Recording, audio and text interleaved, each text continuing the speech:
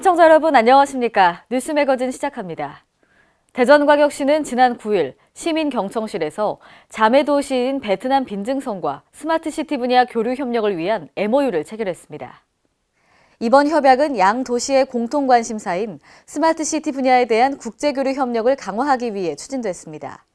양 도시는 이날 협약으로 스마트시티 조성 정책과 경험을 공유하고 우수 사례 체험 등 다양한 방법으로 국제적인 스마트시티 서비스 구축과 운영에 긴밀히 협력하기로 했습니다.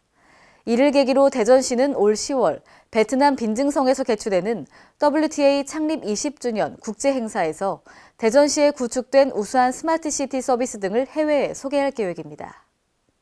전주시 고미희 의원은 지난 5일 임시회에서 전주시가 걷고 싶은 거리 조성 등 도로 정비 사업에 수십억 원의 예산을 쏟아붓고 있지만 막상 시민이 걸어다닐 인도는 부족하다는 주장을 제기했습니다. 김경모 기자입니다.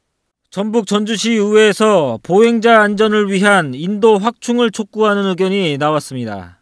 고미희 시 의원은 5일 열린 임시회 2차 본회의 5분 발언을 통해 도로 정비 사업도 중요하지만 안전한 보행로를 확보하는 것이 시급하다고 주장했습니다. 전주시가 걷고 싶은 거리 조성 사업에 수십억의 예산을 투입하고 있지만 정작 보행도로는 부족하다는 지적입니다. 보도블록 교체나 석재 포장 등으로 예산이 낭비되고 있을 뿐만 아니라 불법 주정 차량으로 보행로 확보가 어렵다는 것입니다. 멀쩡한 보도블록을 뜯어 명품기를 만들 예산으로 보행로를 확보하지 않은 보행로를 조성하는 것이 먼저라고 생각합니다. 고 의원은 걷고 싶은 거리를 관광자원화시키는 것에 앞서 안전한 보행로 조성을 위한 관심과 협조를 당부했습니다. K랜 김경모입니다. 세종특별자치시가 과학벨트의 연구 성과를 활용한 고급 일자리 창출에 나섰습니다. 세종시는 지난 6일 연구개발특구진흥재단과 과학벨트 세종기능지구 활성화를 위한 업무 협약을 체결했습니다. 재단 측은 세종기능지구 핵심 시설인 세종 SB플라자를 위탁 운영하며 과학기술의 산업화를 담당하게 됩니다. SB플라자를 중심으로 세종시 지역산업 발전과 과학 기반의 고급 일자리를 창출을 위한 사업을 추진할 계획입니다. 서울특별시가 서울자유시민대학 운영을 위해 전문가들이 참여하는 자문단을 구성하고 강의 내용과 강사 구성 등 전반에 걸쳐 가이드라인을 정합니다. 이를 통해 더 체계적이고 알찬 교육을 제공할 계획입니다. 주용태 서울시 평생교육국장은 지난 9일 오전 시청에서 서울자유시민대학 2022 운영계획을 발표했습니다. 2022년까지 서울자유시민대학 캠퍼스를 100곳으로 늘리고 강의를 이수한 시민들에게 명예학위를 수여한다는 것이 주요 내용입니다. 서울시는 이번 계획을 통해 기존 인문학과 서울학 등 4개 교육 분야에 사회경제, 미래학 등 3개 분야를 추가했습니다.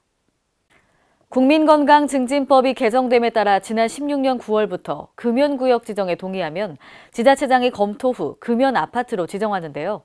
하지만 흡연의 주된 장소인 베란다나 화장실 등은 금연구역에서 제외돼 지정 취지를 살리지 못하고 있습니다. 전예은 기자입니다. 아파트 일부 구역에서 담배를 피울 수 없도록 하는 금연아파트가 지정만 됐을 뿐 제대로 관리가 되지 않고 있습니다. 금연아파트로 지정된 전주시 효자동 A 아파트 단지 외부 공간과 화단 곳곳에는 담배꽁초가 떨어져 있어 금연아파트 지정을 무색해 하고 있습니다. 또한 금연아파트 지정 시 흡연의 주된 장소인 베란다, 화장실 등은 금연구역에서 제외돼 지정 취지를 살리지 못하고 있습니다. 아파트 내 흡연으로 인한 시비는 베란다나 화장실에서 들어오는 냄새 때문이지만 이를 법적으로 제재할 방법은 없기 때문입니다. 여기도 싸먹고 그래. 막 그 순간숨 있어갖고 맞으면 냄새 올라온다고도 막. K랜 전예은입니다. 광주 프린지 페스티벌이 지난 7일 화려한 막을 열고 8개월간의 대장정에 돌입했습니다. 이날 5.18 민주광장과 금남로를 비롯한 국립아시아문화전당, 충장로 일대에는 만여 명의 관람객들이 방문했습니다. 오후 2시 30분 금남로 전일빌딩 앞에서 시작된 개막식은 80여 명의 광주 시민들이 함께 참여한 프린지 댄스 플래시몹으로 문을 열었습니다. 뒤이어 2018 광주 프린지 페스티벌의 주제 비상을 퍼포먼스로 서승하 작가가 한 마리 새의 형상을 하고 무대에 올라 희망의 날갯짓을 선보였습니다. 한편 2018 광주 프린치 페스티벌은 오는 11월 24일까지 매주 토요일 오후 2시부터 오후 7시까지 5.18 민주광장과 금남로 일원에서 계속됩니다. 2020년 7월 도시계획 일몰제 시행을 앞두고 있습니다.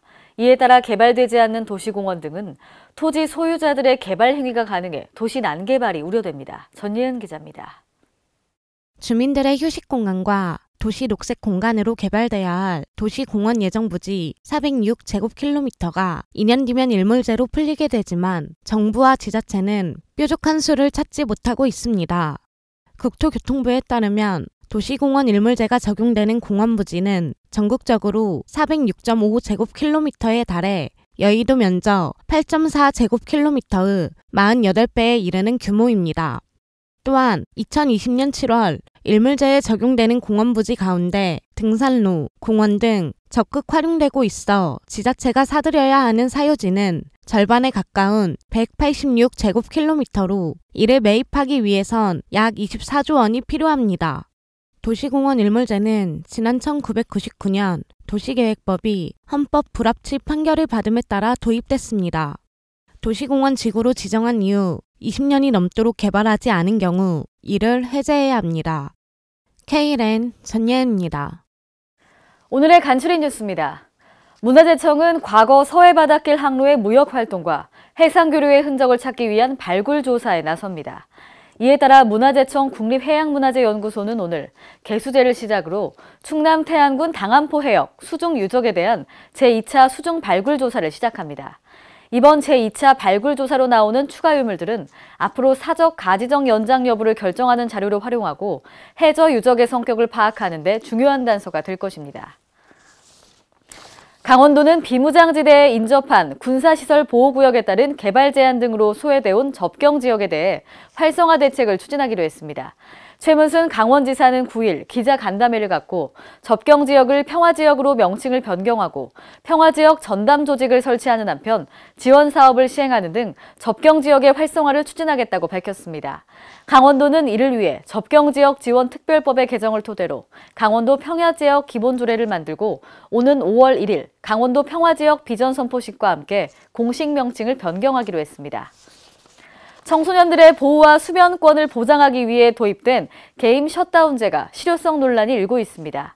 정부는 2011년 11월 20일부터 계도 기간을 거쳐 2012년부터 게임 셧다운제를 도입, 본격 실시하고 있는데요. 청소년들은 청소년 보호법 개정안에 따라 오전 0시부터 오전 6시까지 심야 6시간 동안 게임 이용을 제약받게 됩니다. 게임 업계는 청소년들의 게임 이용 시간이 주로 낮 시간에 이뤄지고 있어 심야 시간 이용 제한은 실효성이 없다는 주장을 펴고 있습니다.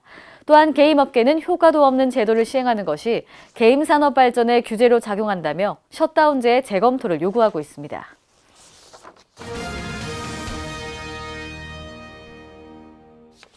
오늘의 단신입니다. 정부는 지난 3월 평년보다 많은 강수로 전국 저수율이 평년과 근접하게 상승하는 등 가뭄 상황이 완화되고 있어 5월에서 6월 모내기철에는 물 부족 등이 발생하지 않을 것으로 전망했습니다. 또한 4월에서 6월 강수량도 평년과 비슷할 것으로 전망되면서 용수 부족이 많이 해소될 것으로 예상되는데요. 다만 옥문댐, 밀양댐을 수원으로 하는 일부 남부 지역의 저수율이 낮아 생활용수나 공업용수 부족에 대비한 지속적인 관리와 철저한 대비가 필요합니다. 행정안전부는 매주 정부합동 TF회의를 통해 분야별 가뭄 실태와 추진 상황을 상시 점검하고 있습니다. 우리나라와 유럽연합이 9일 벨기에 브뤼셀 유럽연합 집행위원회 본부에서 문화창조 산업의 교류 방안을 논의하기 위한 제5차 한유럽연합 문화협력위원회를 개최했습니다. 이번 위원회에서는 문화와 도시를 의제로 우리나라의 문화도시 정책과 유럽연합의 문화수도 사업 등에 대해 양측의 경험과 노하우를 공유했는데요. 또한 문화창조 산업 분야의 새로운 발전을 도모하기 위한 양측의 정책에 대해서도 논의했습니다. 특히 올해는 유럽연합이 지정한 2018 유럽 문화유산의 해로서 양측은 문화유산이 갖는 가치와 역사에 대한 인식을 같이 하고자 관련 정책을 공유했습니다. 이상으로 뉴스 매거진을 마칩니다. 시청해주신 여러분 고맙습니다.